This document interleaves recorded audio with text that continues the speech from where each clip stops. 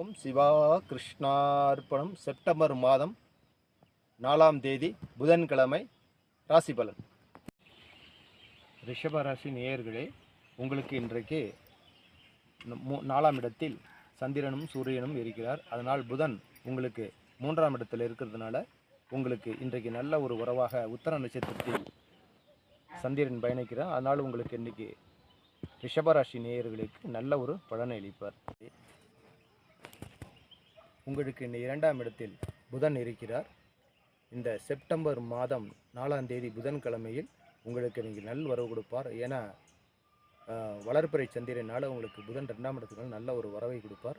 சந்திரன் உத்தர நட்சத்திரத்தில் பயணிக்கிறார். அதனால் உங்களுக்கு இன்றைக்கி புதன்கிழமை நல்ல ஒரு லாபத்தை கொடுக்கக்கூடிய நாளாக மிதுன ராசிக்காரர்களுக்கு ஆகும். கடகராசி நேயர்களே, உங்களுக்கு இன்னைக்கு ஜென்மத்திலே புதன் இருப்பதனால் ஒரு நல்ல வரவாக உத்தர நட்சத்திரத்தில் சந்திரன் சஞ்சாரிக்கிறார். 2ஆம் இடத்தில் சந்திரனும் சூரியனும் ஆட்சி பெற்று இருக்கிறதுனால் உங்களுக்கு நல்ல பலனையே இன்றைக்கு கடகராசி நேயர்களுக்கு நல்ல ஒரு வருமானத்தை அதிகமாக கொடுக்கும் இந்த புதன்கிழமை. மேசராசி நேயர்களே, உங்களுக்கு இன்றைக்கி 5ஆம் இடத்தில் சந்திரனும் சூரியனும் ஒன்றா இருப்பதனால் மேசராசிக்கு இன்றைக்கு புதன்கிழமை நல்ல ஒரு வரவாக இருக்கும். இன்றைக்கு உத்திர நட்சத்திரத்தில் சந்திரன் பயணிக்கிறதுனால் நல்ல லாப பலனையே கொடுப்பார் மேசராசிக்கு. சிம்மராசி நேயர்களே, இன்றைக்கு உங்கள் ராசியிலே சந்திரனும் சூரியனும் இருப்பதனால் உத்திர நட்சத்திரத்தில் சந்திரன் சஞ்சாரிப்பதனால் நல்ல ஒரு பலனை இன்ற புதன்கிழமையில் அளிப்பார். நல்ல ஒரு வரவாக இருக்கும். போகிற இடத்தில் நல்ல காரியங்கள் வெற்றி கைகூடும். ஏன்னா வளர்பிறை சந்திரனால் நல்ல ஒரு லாபத்தை கொடுக்கக்கூடிய நாளாக இந்த புதன்கிழமை உங்களுக்கு அமையும்.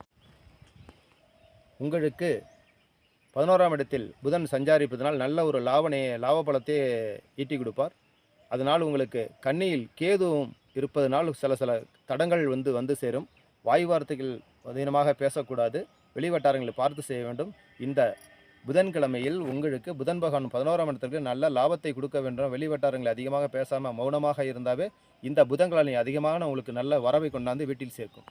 துலாம் ராசி நேயர்களே, உங்களுக்கு 12ஆம் இடத்தில் சுக்கிரன் அஸ்தங்கம் அடைந்து இருப்பதனால் கேது அதனால் இருப்பதனால் வெளிவட்டாரங்களை பார்த்து செல்ல வேண்டும், பார்த்து போக வேண்டும். இந்த புதன்கிழமை உங்களுக்கு நல்ல லாபத்தை கொடுக்க செய்வார்.